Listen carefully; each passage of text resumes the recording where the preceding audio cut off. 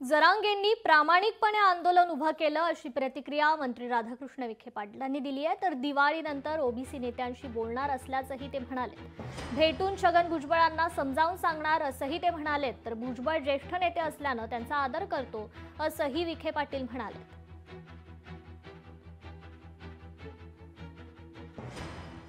जरांगे पाटलांनी अतिशय प्रामाणिकपणे हे आंदोलन जे चालवलंय, जी भूमिका त्यांनी मांडली, वेळोवेळी समाजाच्या प्रश्नाकरता त्यांनी जो संघर्ष केला, निस्वार्थपणे त्यांनी हे सगळं आंदोलन उभं केलंय।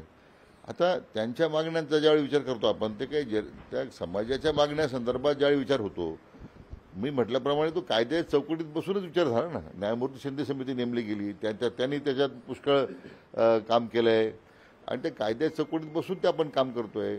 उलट तुम्ही 34 शिकले वगैरे हा तुम्ही बोलून खरं म्हणजे तुम्ही त्यांचा अवमान करताय आणि कोणाच्या शिक्षणाबद्दल बोलू नये ना।